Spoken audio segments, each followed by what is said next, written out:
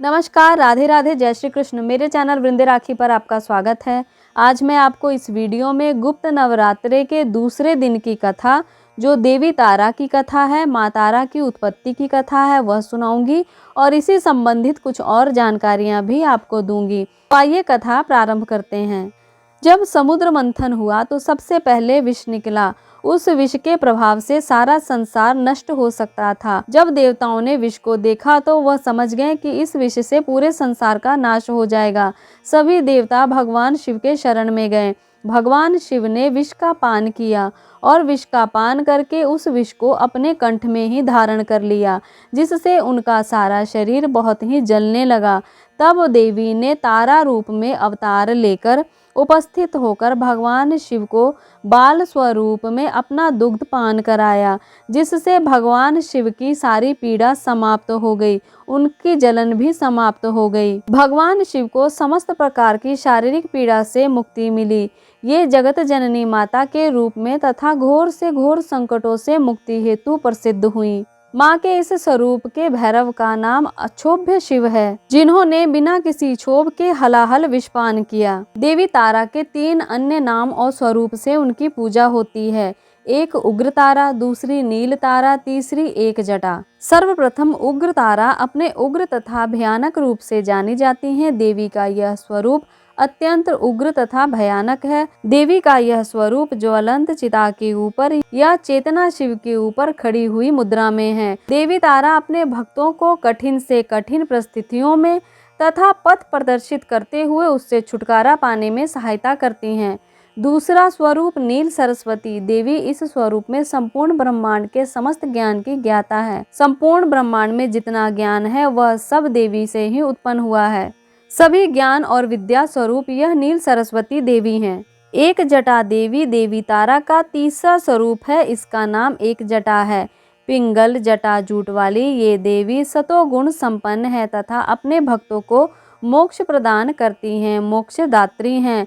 ज्वलंत चिता में सर्वप्रथम देवी तारा उग्र तारा के रूप में खड़ी हैं। दूसरी नील सरस्वती देवी शव को जीवित शिव बनाने में सक्षम है तथा तीसरे स्वरूप में देवी एक जटा जीवित शिव को अपने पिंगल जटा में धारण करती हैं या मोक्ष प्रदान करती हैं, यह समझ सकते हैं। देवी अपने भक्तों को मृत्यु उपरांत अपनी जटाओं में विराजित करती हैं, शिव के साथ स्थान प्रदान करती हैं, या यूं कह सकते हैं कि मोक्ष प्रदान करती हैं। देवी तारा का रंग नील वर्ण का है। देवी काली के विकराल दंत पंक्ति बाहर निकले हुए हैं तथा उन दांतों से उन्होंने अपने जीवा को दबा रखा है।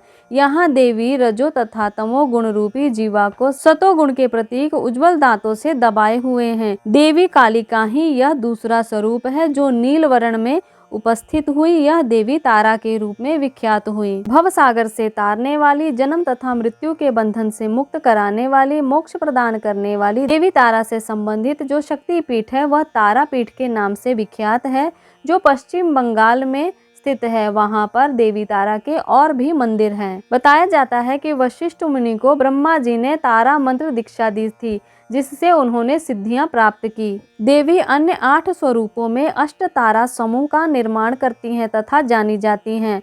उनके नाम तारा, उग्र तारा, मोहर्ग तारा, वज्र तारा, नील तारा, सरस्वती, कामेश्वरी, भद्रकाली। सभी स्वरूप गुण तथा स्वभाव में भिन्न भिन्न है तथा भक्तों की समस्त प्रकार के मनोकामनाओं को पूर्ण करने में समर्थ हैं। साधारण तौर पर देवी तारा की पूजा अर्चना करने से विद्या की प्राप्ति होती है और व्यक्ति विद्वान बनता है, और तंत्रोक्त साधना भी देवी तारा की जाती है सिद्धियों की प्राप्ति के लिए। गुप्त नवरात्रों में साधक सिद्धियां प्राप्त करने के लिए देवी की पूजा अर्चना उपासना करते हैं। सामान्य ग्रस्त लोगों को चाहिए कि वह देवी की साधारण रूप से पूजा अर्चना करे।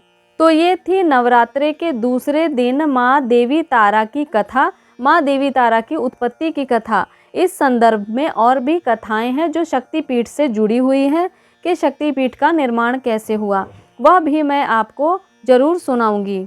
गुप्त नवरात्रों में पूजा अर्चना और 10 महाविद्याओं के बारे में जानने के लिए और बाकी की कथाएं भी सुनने के लिए आप हमारे चैनल पर एक अलग प्लेलिस्ट जो गुप्त नवरात्रों के नाम पर है, उसमें जाकर वह कथाएं सुन सकते हैं और जानकारियां प्राप्त कर सकते हैं। तो तब तक के लिए नमस्कार, राधे राधे, जय श्री कृष्ण।